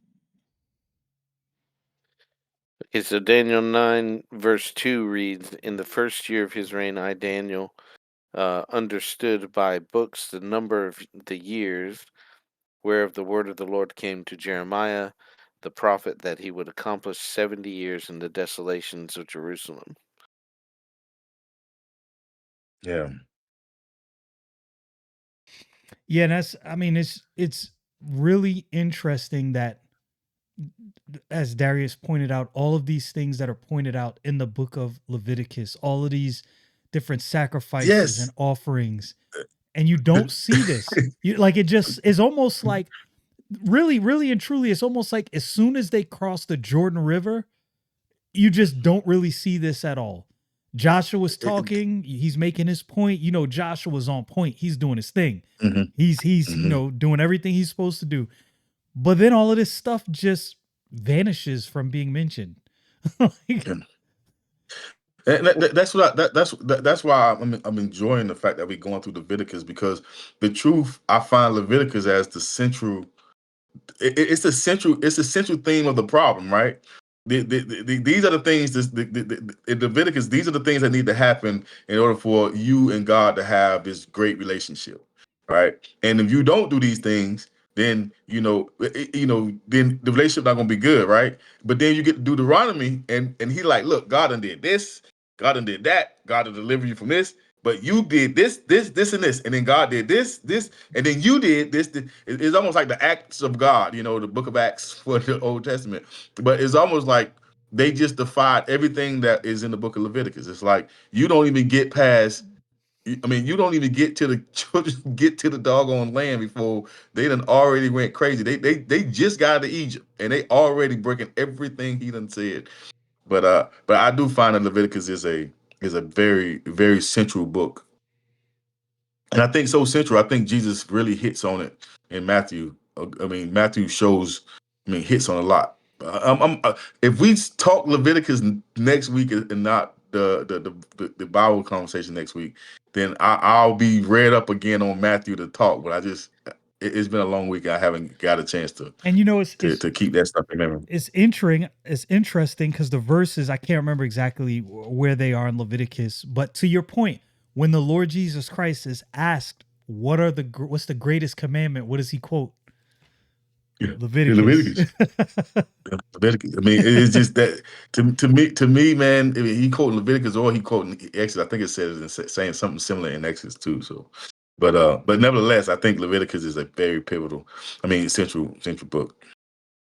Yeah, and But to the point you just made, I just got through Deuteronomy. I think it's later on in Deuteronomy or a couple times. But there's some really strong languages being said. Part of it, he's saying, I'm bringing you into this land." God's saying, "I'm bringing you into this land, and I'm driving out the people before you, not because of you. Not I'm not doing it because of you. I'm doing it because they're so evil. I'm driving them out of the land. Not you disobeyed me from the moment I got you out of Egypt, but I'm going to give you this land anyway." And part of it was the promise to the fathers, but it was mostly just repeating, "These people are so bad that I'm going to drive them out of the land, and you have been evil too. You've not obeyed me. You've not done right." And it happened several times, and of course, it's Moses speaking. Toward the end, he mentions that again. He's like, eh, eh, I remember one of the conversations was he said, If I hadn't have stopped him, God would have killed you like 3 or 4 times already. Just it's so terrible." And I have just endured. yeah, it's yeah. it's It's really cool interesting the to read that cycle like you that. see in the Bible, right? And me and Darius, we've talked about this before. If you look at the book of Leviticus and you look at God dealing with the children of Israel and you think God is only dealing with Israel, man, you missed the whole point. Like Yeah. all of we all come from Adam, and then subsequently we all come from Noah. At some point, Noah's sons had sons who had sons who had sons, branched out to different places and generations. And at some point, these people forgot about God. God calls out Abraham and says, "All right, Abraham, here's what I want you to do. Here's what's going to happen with you. And I'm going to show the whole world me through you. And through you, I'm going to deal with the rest of these people, drive them out since they forgot Mhm. about me." That happened, drove those people out. And then when the children of Israel forgot about God, here comes Assyria. And he says, all right, I'm going to deal with you, Northern Kingdom, because you forgot about me. And then when Judah and Benjamin says, oh yeah, we good, we're not wicked as those 10 northern tribes, then Babylon comes up and says, nah, I got somebody to deal with you as well. Then the king of Babylon gets big britches and somebody sent to deal with him. You see a cycle of God dealing with people that have gone their own way. The children of Israel get the roadmap. Here's how you stay in fellowship. This is what you need to do. Show this to the rest of the world. Mm-hmm. And the children of Israel decide, not so much. We'll do something else. Yeah. To that point, and what you're saying just seems appropriate to so much right now. But just that God is dealing with throughout the Bible. God's dealing with everybody. He has a special look that He's looking at the people of Israel. But Israel, at about the time around the coming of Christ, got the idea that, oh, it's me, it's us, it's not the Gentiles. Forget the Gentiles, and that's why they are, in blindness now. And it's like, in part, of course, and people look at the Bible wrong though, and they act like, oh yeah, it's all the Jews. I see that in theology, and some people presenting this wrong theology. But to exactly what you say, I agree 100%. Always God is dealing with everyone, and there's consequences for viewing that wrong too. And Yes. so, um, The, and we hmm, do this same thing the Jews did then in the New Testament. We get a big head. Oh, it's all about us. They forgot about God, forgetting that Paul warned, hey, don't get a big head. yeah, Don't get it in Romans chapter 11, like pump the brakes, homeboy. The gifts and calling of God are out repentance. He hasn't forgotten about Israel. They're blind right now in part for hmm, your sake. Don't get a big head because you could be blinded just the same way for their sake. So yeah, in essence, and even without that, which yes could have. I think I read it as this could happen if you keep this up. If you're doing this, which seems to be happening in our world today, unfortunately, and uh, that a fuller turn away from the Gentiles could happen. Whereas it doesn't have to, if we'd stay right. But anyway, does anybody ever fully Paul stay calls right? that. He says, "What would that be but a resurrection from the dead for the Jews? Putting them back in their position." Um, and eliminating the Gentiles from it. But I'm going a little bit too far into nuance, maybe. But yeah, uh, it's very important. Everybody listening, read the Bible for it speaking to everybody, because it's speaking to everybody. It's not just speaking to the Jew. Maybe one part of it here, there, is speaking just to somebody specifically. There's still something to be learned from that, of course. But I'm not going out to build an ark because there's no flood coming to destroy the earth. But Oh we know that man. from reading all of Scripture. Okay, so we don't need to be arguing Oh, about oh, a flood little is points coming. like that.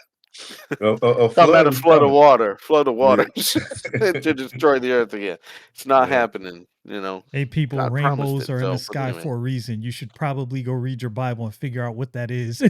figure out why. Look, Before real somebody else simple. tells you there's a flood, sell all your stuff. I'm building an ark. You could have mitigated that really easily. But again, to any listener, I mean, we talking about all of this judgment that has come and all the judgment that will come. Man, thank goodness for peace that can be made with God. You know what I'm saying? Amen. Yeah, I'm telling you. Brooklyn And I said to think, me, you know, no, go ahead. Make your point. no, go ahead. You got it. You got it. Brooklyn said to me the other day, actually, it was today. We were talking and she was like, Mm, Dad, I was listening to this message and it just dawned on me. I'll spend eternity with God no matter what happens. Like that peace that Darius is talking about, to know that regardless of what happens, the end result is I spend eternity in God's presence. Man, what else matters? Mhm. Offer my body a living sacrifice to God, which is my reasonable service. Reasonable. What else would I do with my life? Yeah. No doubt. Yeah. But anyway, I sorry I cut you off. That just came to mind as soon as you No, said that. it ain't no cutting off here. This is how it works. Mm. Yeah. And I think this is all relevant to Leviticus because all of these offerings and these sacrifices are, in essence, to the point you made earlier, pictures of what already has happened.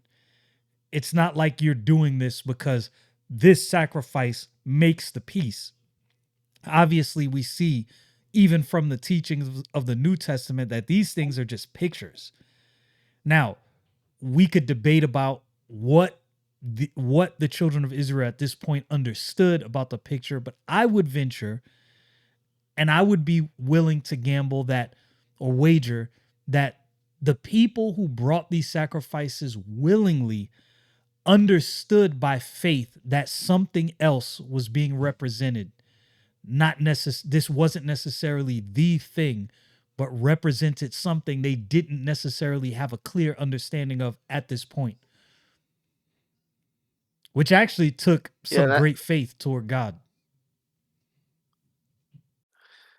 and I would think that they could recognize that just from the amount of things that are given, like this, and and meaning it's got to represent something because, well, for one, I am not seeing where they say stop and say, uh, read another verse, but I'll get to that in a second.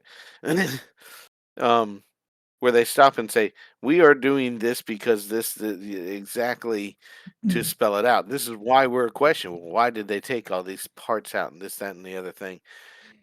So it's not, you know, strictly laid out and explained. And you have rabbis through the centuries explaining it too, and all that stuff. So they could recognize that it was something of a representation, especially as Darius already pointed out, they understood it being a substitute, and it being a substitute, it taking the place of themselves or of us in conglomerate, but or collective, everybody. Um, how does what does that mean? How is this taking my place? What about me is identified with this sacrifice? Mm, What about me is here and all that. So they knew it represented themselves. In other words, at least if nothing else, it being their substitute for them, it represented them somehow.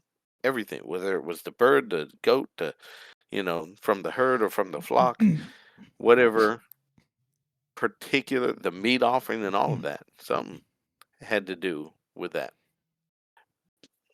Yeah, but how far they understood it, maybe more. How little do we understand it, mm. as opposed to that? That's a What good do way to what do put it. we apprehend? I'm just I'm glad from that to know that we don't have to apprehend all of this and comprehend all of it to be a partaker of it. Mm. That's actually a heavy thought. That's a heavy thought. I don't know anybody who believed the gospel that was an instant Bible scholarly theologian at that moment. Yeah, There's much I understand now that that's true. you could have told me today I got saved and I would have looked at you like you had 16 heads. Like, bro, what are you talking about? I have no idea. Like, just the fact that we looking at Leviticus is a I testament got to something for you. to That's true. That is Yeah, true. This was the last I book I got was something studying back for then. you. Connect to another thing. I don't know how long we've been because I accidentally stopped us and restarted. Hour and 48 So minutes. We're now in 48 minutes. Okay. 49. One All right. second. 49, 3 seconds. 49. I know. All right. All right. So over in before Colossians, it's Philippians, right? Philippians chapter 4. Philippians chapter 4. Darius mentioned that the priests, the men of God, the people of God are supposed to be helped, taken care of. Chapter 4, verse 18. But I have all in abound, I am full, having received of Epaphroditus the things which were sent from you, an odor of a sweet smell, and a sacrifice acceptable, Mm, well pleasing to God. wow. That is very specific language. Yeah. Very specific language, which Yeah, would really something give to given to Paul. Yeah, which would give to Darius's point that even though a lot of this stuff is born out of Christ's sacrifice, some of these sacrifices are dealing with and pointing to other things that come in the life of someone who's already been past that first sacrifice.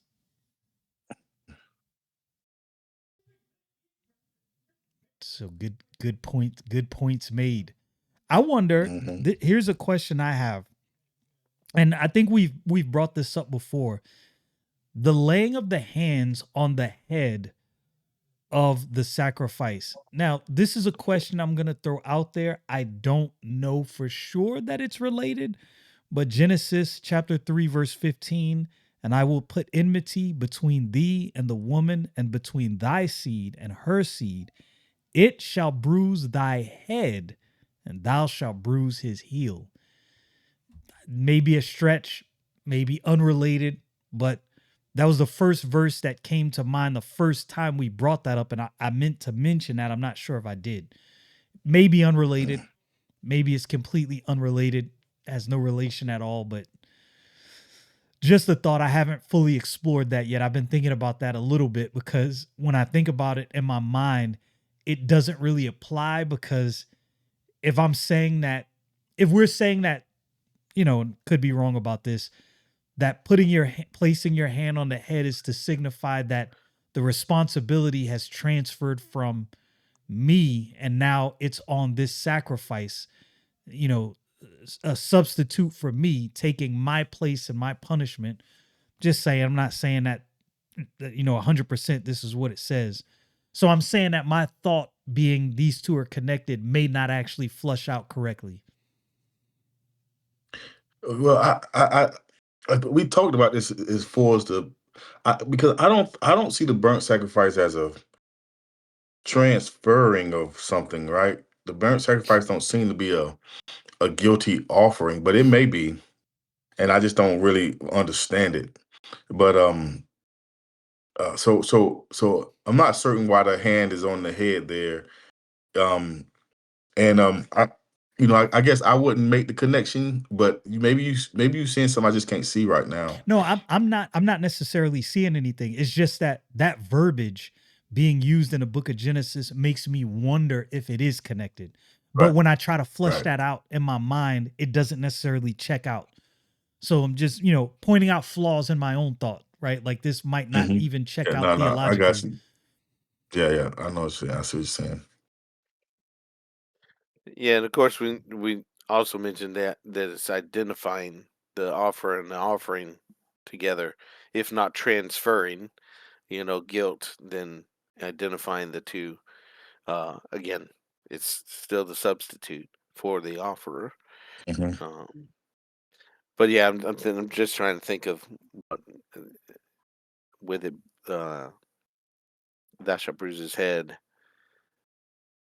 because it's of course speaking specifically about serpents. So I'm Right. not connecting the two in Yeah, my yeah. It, mind it may as completely, much. yeah, not be connected. It was just a thought that I had the first time we read that, and I wasn't sure if I brought that up. But again, as I said, even thinking through that, there's a lot of holes in that thinking. So it's more Mm. than likely not related at all.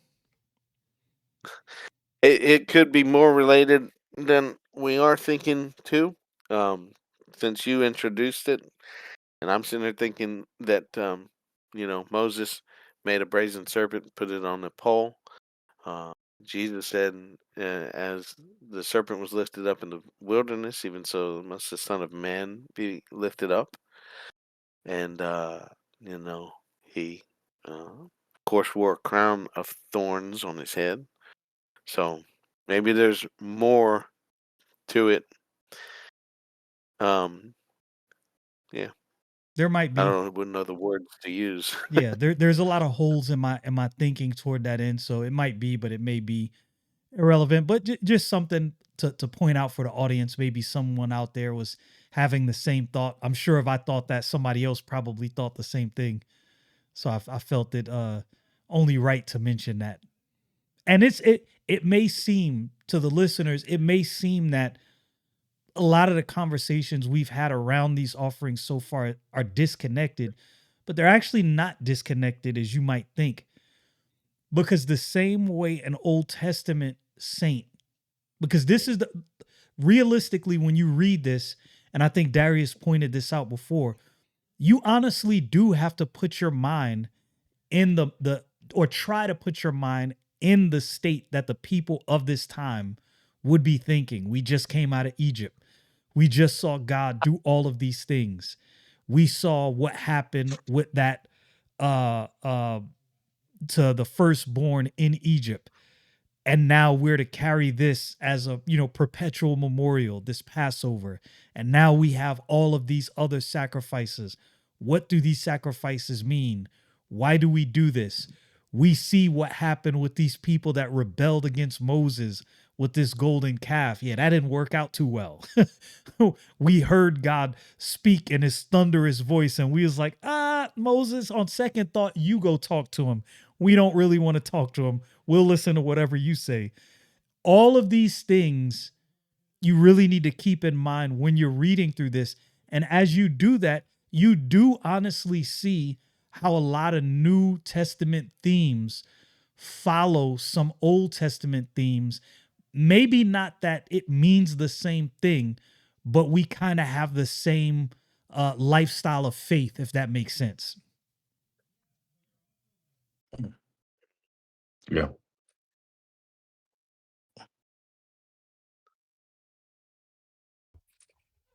So that's into my thought.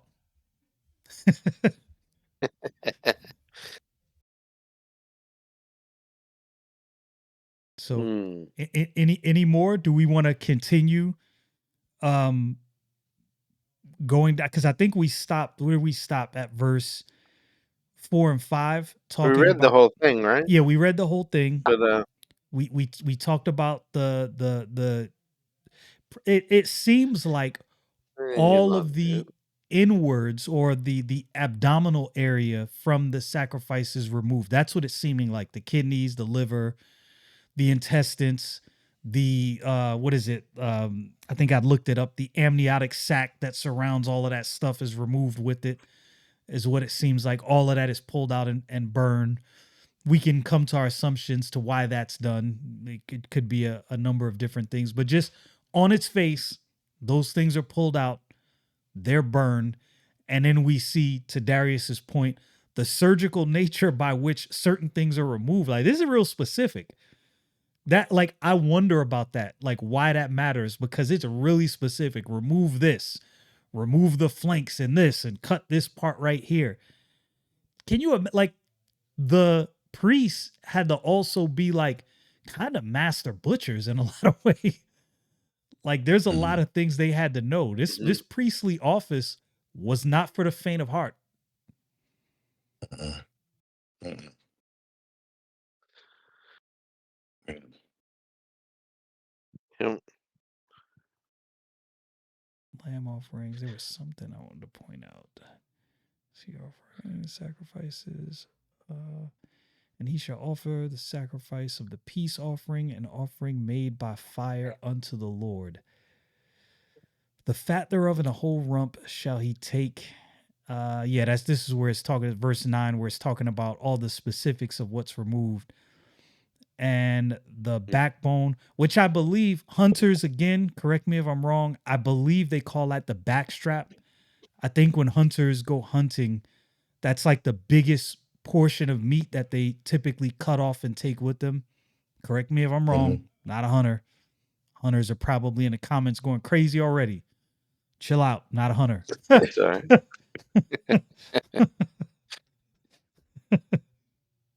We want to learn something from the hunters. I would love to because I Bring one of them on here. yeah, you know what? I might have to get one of my friends who's a hunter and see if he can join us and maybe give some insights because he hunts a lot, a fellow believer as well. So he may have some insights on this part. Maybe something he knows about hunting might make this make more sense. Yeah.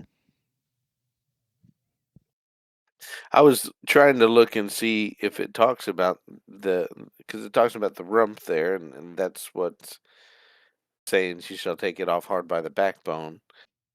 But I don't think that's in the place where it's saying the offering of the flock, as opposed to, I don't think it says it in the first part, the offering of the herd.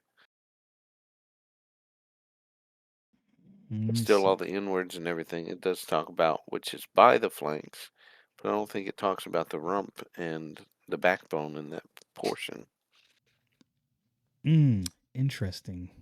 Well, I guess if it was of the flock, that would be a completely different makeup, wouldn't it? I'd imagine. Yeah, I mean, Uh, I'm assuming maybe a bullock is of the herd, and then well, I mean, and the flock would be the lambs and sheep, and then the goat's the last one. But the goat, it doesn't mention that either, that I remember. I'm Well, trying to something to find think out what about. I this mean, is. it may just be the anatomy of the goat, the sheep, versus the bullock.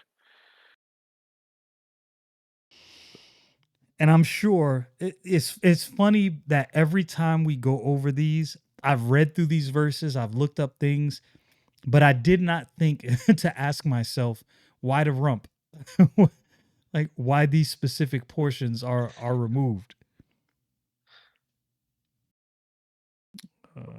Oh yeah, yeah, yeah. So I Yeah. think okay, so I think this would be what hunters consider the backstrap. I'm probably slaughtering that anyway. The posterior back portion above the hind legs. That's the rump. The area around the hips Hmm. and the lower back. Oh, it's I guess I should have figured this. Essentially the buttocks and upper thigh area of the animal. That makes sense. Can you guys tell I'm not a hunter? I've wanted to hunt. I actually bought some gear for the sake of getting into hunting, but just never went through with it.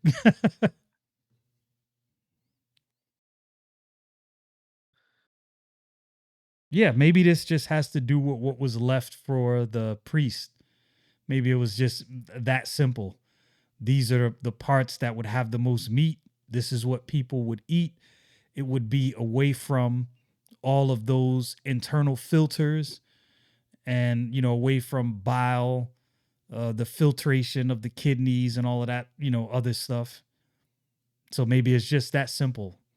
To a point that Darius made, I think a couple of videos ago. Sometime some things is just the literal of what it says. Remove this Hmm. part, set this part aside. This is what they're gonna eat, and it's that simple. Hmm. Doesn't have any other meaning, but for right now, I don't know what I don't know.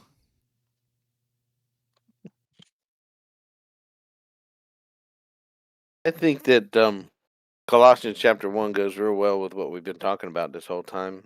Um, just the entire first chapter. And it'd be good for everybody to go and read that. You can make me go back and read that now, because now I want to know. Good. I have been amazed. I'm not gonna lie. I have read through Leviticus several times, and I remember Darius saying to me probably about 3 years ago, "Man, there's a lot in the Book of Leviticus." And I remember we got off the phone, and I was like, "Lord, am I dumb? Because I've read through this book so many times, and I just don't know what's going on." I will say this time around, I think I now understand what you were saying. A lot of Leviticus, yeah. I don't think I was going slow enough. I was reading too fast without thinking about what I was reading. I mean, I Mm. mean, wait until we get to the sins and the trespass offerings and the sin offering. There's a lot in there, and what I believe they represent. I think there's a lot there, but and then, like I say, when we get to the days, I mean, the feast, you know. But again, we in there. We still drudging through some of the setup, right? This is just the Yeah. setup because all these lead into what's going to happen to all those other things. It's the setup, it's the characters, everybody involved, and how this plays out in the end. You know, so Yeah. These are the outlines of the big picture. yeah. Mhm. Yeah, I can see that. I don't think I have any more thoughts myself through the book of Leviticus, Mm. so feel free to share any more thoughts you guys have if you have anything else. I ain't had no real thoughts, but I just wanted to bring up that my first time really paying attention to the fact that the children of Israel will not eat any of the fat or the blood. You know, the blood I already knew, right? But the fat Yeah. was surprising. That was a shocker, you know, especially for anybody who done did like a keto diet. You know, I mean, I craved the fat, you know, from food, and so to me that was a big one. I didn't expect. I mean, I guess that came as a surprise to be included with the blood. One of those days you just be glad you're a Gentile. No more wagyu for you. Hey, bacon made me happy to be a Gentile, so Oh man. we didn't need the fat from anything else. Man, a good Oh marble goodness, ribeye. A good marble trying to ribeye. tell you, My goodness, man. Jay, I know what would a ribeye be without fat? It'd be a New York strip.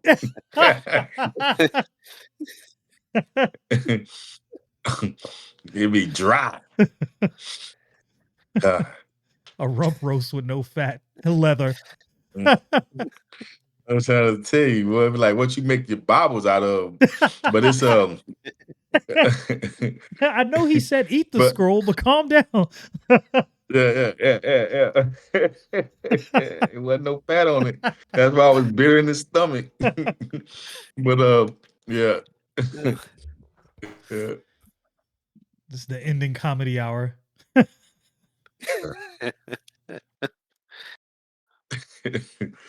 good. But yeah, I have no more thoughts Mhm. as of now on the Yeah, we offerings. just got. Well, I've got things to study. Want to study out that oblation, and that, like you said, sweet savor. I just found one of them, two of them were looked up. One I just looked over. I was like, "There's a sweet savor right there. Let's see that." And they're all appropriate to our conversation today. So, like, I wonder if there is another in the New Testament uh, that'll be good to read too. I'm sure there probably is. Every time I say something to someone like, "Oh yeah, you don't find this anywhere over here," and then I'm like, "Oh well, actually." Yeah, There actually. it is. Mm. Famous Mm. last words. Yeah,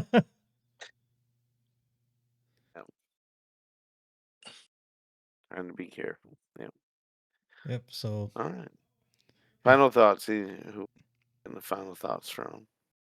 final thoughts. Normally, Charlie, if you want to give them, go I'll ahead. give it unless one of y'all want to give the final thoughts. I'm more than willing to give that responsibility up. Darius, you want to give final thoughts? Mm. Don, no final thoughts. Okay, I guess I'll go ahead. I will take this cup. Final thoughts. There's more in the book of Leviticus than meets the eye. We really do need to understand or try our best to understand what the children of Israel were seeing at the time. Don't necessarily overemphasize trying to apply this to yourself per se, not that it doesn't apply, but you first need to understand what were they going through? What were they seeing? Why were they doing this? We can already see that it looks like this was done voluntarily. So there's things that the children of Israel moving forward from this hundreds and thousands of years completely missed. They were disconnected from. Christ came on the scene, was manifest, telling them things that they'd never heard. Think about that. Christ spoke to them with authority, saying things they had never heard. But I think the children of Israel at this time did, in fact, hear some of these things. And at some point, a lot of these things were lost. Go to your Bible, read your Bible, and remember what the Lord Jesus Christ said. You hath heard that it hath been said. Somebody told you the Bible said X, Y, and Z. Go read for yourself and see if it actually says it. And I'll end on that.